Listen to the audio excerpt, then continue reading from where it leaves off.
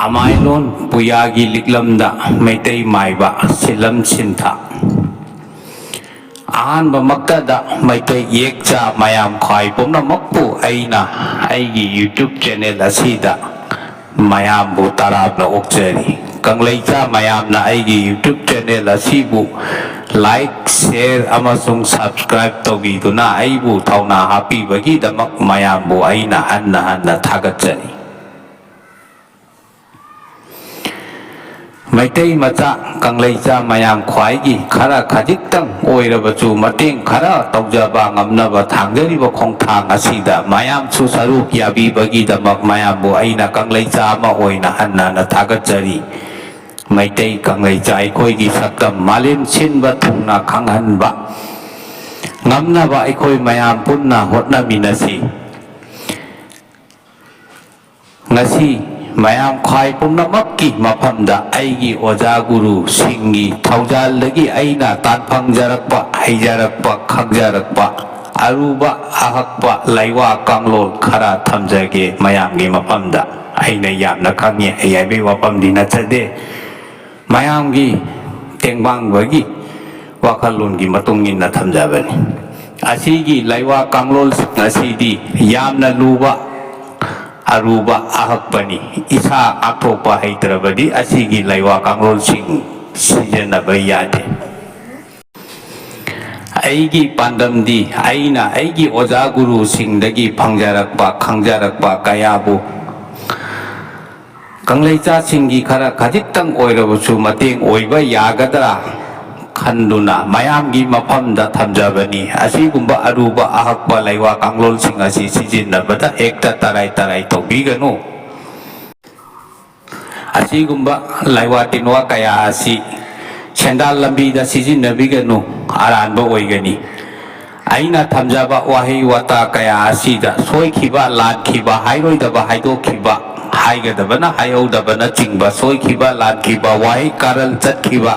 kaya yaurabasu mayamna maitai macha yekcha amani khallaga ngakpiyu haina hanna hanna kurumjari mayamgi mafamda khangminarasi yamna aruba ayetpa pumnamak koknanaba laiwa kanglo silam sintha laiwadi matam amadi laiga miga wari sanarami guruda miyoibana hangi guru aikoi chak chare phirol sele ngadagi henba sa ngadagi henba nungaiba punsi ama oire mata machu malem asida monu miyoibana khunda laitare sakha salaina chingba khaiduna launa lainare charo moro narare adu tabada guru na paiba nungda wakal khalli monu asi yaikai binaba laitrabadi soidana aina hele haiba chauraba aralba lamjaba wakal laklani matam maduda khangaudana graha mapal chokthoklakle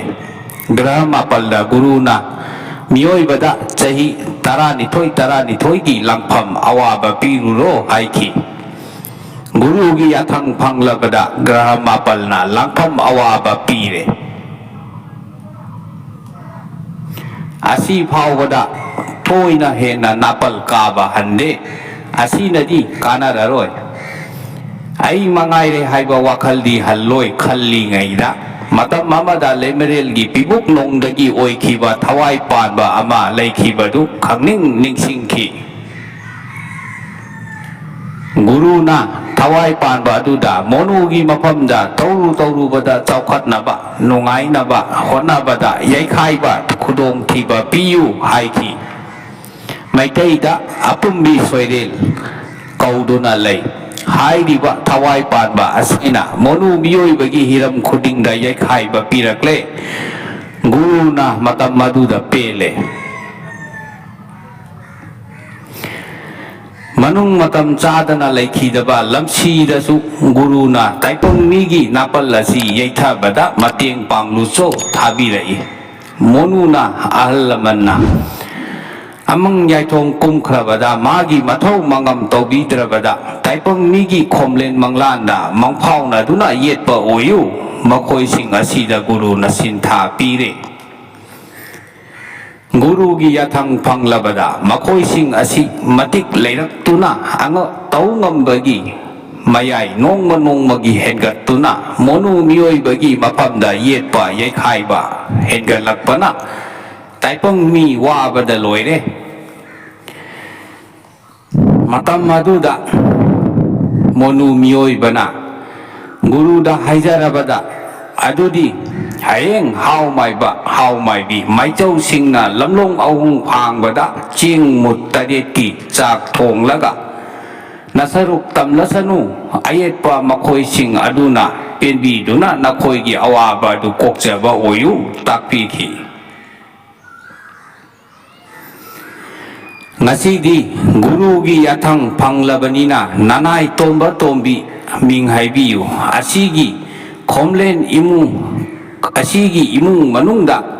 yetliba nakhoi singi nasaruk tamlabani masi charaga nahan phamda hallo nate phamda tero guru gi yathang lekha ta heide lemna mang heide chana phamdi asigi laiwa kanglol asi ayet papum namak kok nanabani cheng mut taret cheng kruk maton taret morok makhok yawba ama nga makok ama yosebigi hamok yangang macet ama asigi polam singsi punna chapuda chamdabida chamdana chapuda hablaga maithakta thangatlaga otabida adum maithakta mulhallu aduga nongpok onba laton amada chak tu thiraga hairam taret leiram taret kabok natan taret singju khara lai phadibi ama haptuna lamlom ahung phang bada hairuk tanga pana tanga akat sel haibadi dakhina ama maira mekruk yauna mathaki laiwa wari asi liduna sonduna thadou aduga wari liba loiraga asigi laiwa wahai asi haiduna ayet pagi chabal loisilu laiwa wahai di ima ipadagi yelakpa asina icha isu phawbo yetliba nakhoi gi damaktani graham mapal na chingba nakhoi su yaurabani nanai tomba tombi matang asi ming haibiyu asina kacha duna khudol pot tamjari basi charaga nahan phamda hallo nate phamda tero guru gi yathangni tiniet pa layet pa pumnamak tingkok piyu laikok piyu imung asida nungai ba yaipa ba phaugai jengai thanba panau singnau taba sangol naikol thanba wata pa da ba pina biramu how mai bi aina haiba nate guru sidabana chintha piram labani asidagi nakhoi amuk nanai tomba tombi ming sijinabiu tomba tombi gi imung manungda otpa yekhai ba thingai ba yadrabani lai taretna thatlabani phinungi tu asina khallabani nakhoi amuk changlakpa yadre asi haiba sonba loiraga phinungdagi tu ama phoiraga sona kaptho aduga lairol sonduna lai taret chingu aduga hanna yenglamdana yumda lau tawbadi asigi thauram asi athingba ahingda tawo phabane ayet papumna mak kokpane nungai yai phabane yamna arubani asigi kanglol asi laiwa tinwagi matangda yamna tarai tobiganu lobiganu aruba laiwa tinwadi soirabadi isada tebali maram maduna kanagumba akhang ahei amada oja guru khangadabani ojagi thaujal natana ekhoi na karisu tauba ngambagi itik leite lairik paraga maiba saba yaba nate maramdi lairikna laiwadi takpa ngami laiwagi khonthok iwai inilli oja guru khaktana takwa ngami haibasi kaubiganu mayam Amuk khangminarasi thongal anauba phatpagi matangda laiwa kanglo laiwa wahedi mi manu tin manu lai manu chamaga nipal mak tilam lairam khibik mak lai kuti kuntha humdoi saroi ngaroi tinmu laimu hingcha yatamba punnamak guru isam chaiba hori hora hallo hai guru na semba yakam loi taret umang lai khibik lairemba heloi sampubi kasana chingba nakoi ngasi dagi nangi nahan phamda hankro nate phamda tero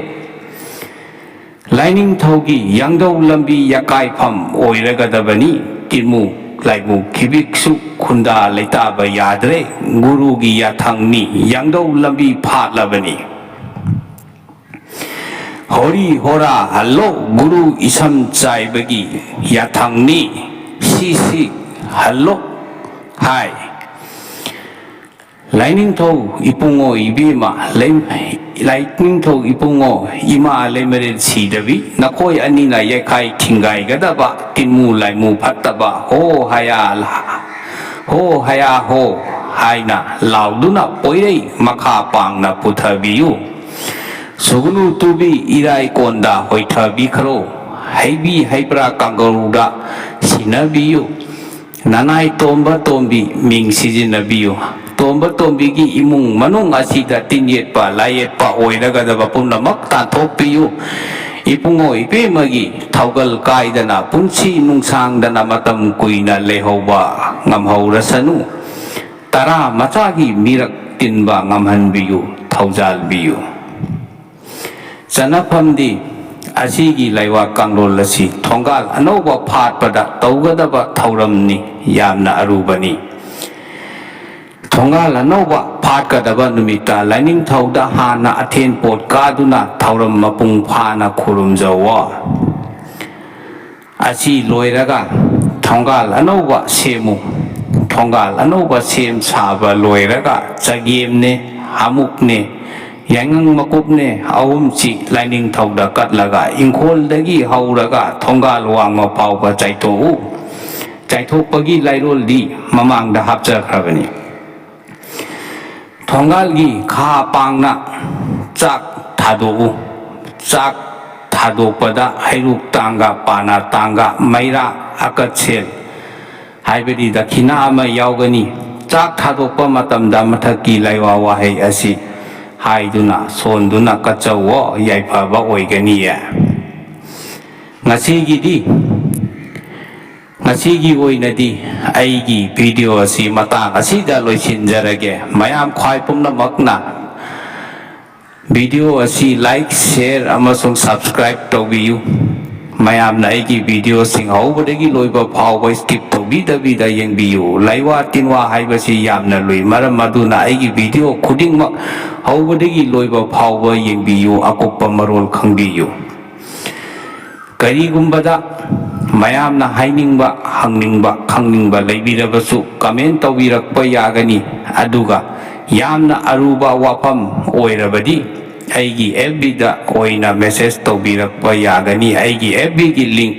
aigi video gi description da hapchakhrabani mayamna aruba wafam di comment ta ibirakanu personal oina message thabirao asigumba khangbada yamna kanaraba amasung maitai inat liklambu mangdanaba tungi charol surol phawba leihounaba haiba pandam thamduna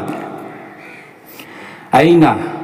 mayamgi mapamda aigi video asi thamjabani mathangda atai su khangbada yamna kanaba mayam ama leiri khangminasi hayum sidaba mapu guru sidaba